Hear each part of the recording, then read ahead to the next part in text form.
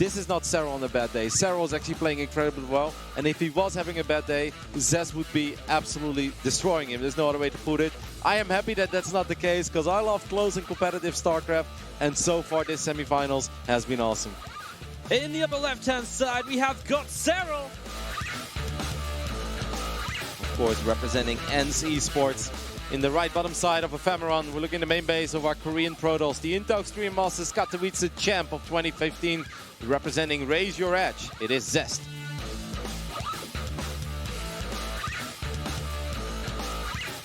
We'll see what he has in store for us this game. Good chance we're going to see some more of that resonating glaives action that he's been so fond of. Once again, he actually managed to get off the, well, it's not even a pylon block, the hatch block.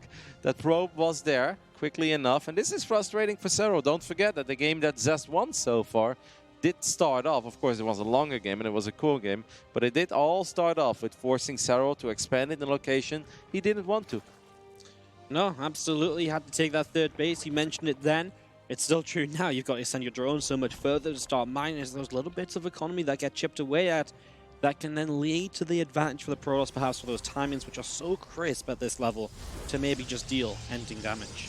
Yep, there are Zerg players out there that truly hate this. If you do this on the ladder once in a while, you're going to get a free win. Certain Zerg players don't even want to start off a game like this.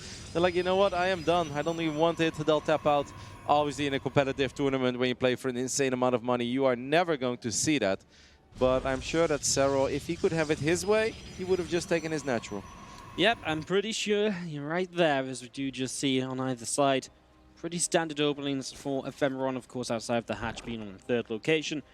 See what Serral has planned here, because to be fair, it's 2 games now where Serral really has had kind of, little attacks planned. He's been quite the aggressive player in this series. Yep, but that is also something that I think maybe has to do with the openings of Zest. Even though on Triton you could say it was a triple Oracle opening, it was risky what Serral was doing, and if that Nidus doesn't go up in the main base, I think the first one got shot down by the Oracles, but then they were out of juice. If there was like 2 Zealots there, and at one point the initial defense of Zest was starting to look really good, because the Queens, they were not participating at all, and I was like, if Serral doesn't get a Nidus up in the main, it's going to be almost impossible to get anything done in this game. Then he finally got a little bit of momentum going, but Zest was still defending close to perfectly. It's only that final silly Nidus network that we're like, okay, he's never going to win the game with this, but it's like 7 Zerglings and a Ravager, them getting like 12 kills, I believe it was. I think that really kind of turned the tide in that game, but even then, it was still so close. While I cancel and a Robo dropping down, Glaives again, Roddy, or do you think we might see a Dark Shrine? He loves the Glaives, and he's been so successful with the Glaives that I'd be truly shocked. But I do believe that this could be Glaives and a Dark Shrine, because he didn't do that on Nightshade. And I say that he does it like 70 or 80% of the time. So I think there's a good chance that this time he will add the Dark Shrine.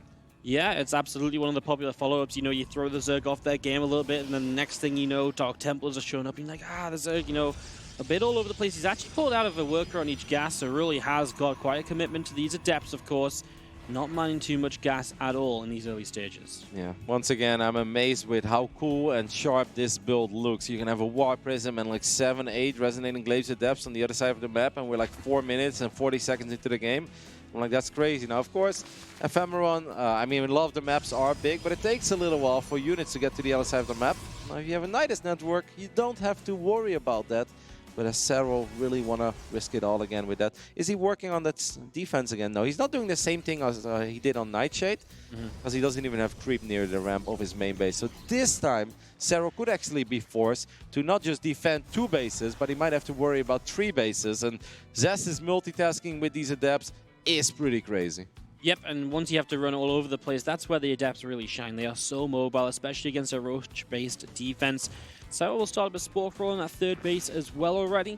He doesn't even have any Roaches out yet. No, he hasn't started any at all. It's a very confident play. This can actually be disastrous for Serral. At this point, he's got 4 Zerglings. I know there's a lot of Links on the way. He's going to start producing a couple of Links, but the Adepts can actually fight this, and this is a really good start for Zest. Look how early he's here with all these Adepts. Yeah, and these Queens are in a bit of trouble. The Adepts do commit in towards the natural expansion. Serral just moving the drones around, but of course not mining with them. It's already fantastic damage. Now he warps in some extra Adepts to the right side. These ones on the natural are going to shade back, so it's a lot of Adepts together, and the first few Roaches are getting caught. Yep, one Roach going down, a few Links could potentially go down there as well. And this hatchery is some serious trouble, because Adepts are not great against buildings, but in these numbers, they suddenly become a whole lot better. And if Serral sends too many units to defend that hatchery, the Adepts will just shade into the natural, they'll shade into the main base. It's going to be GG just like that.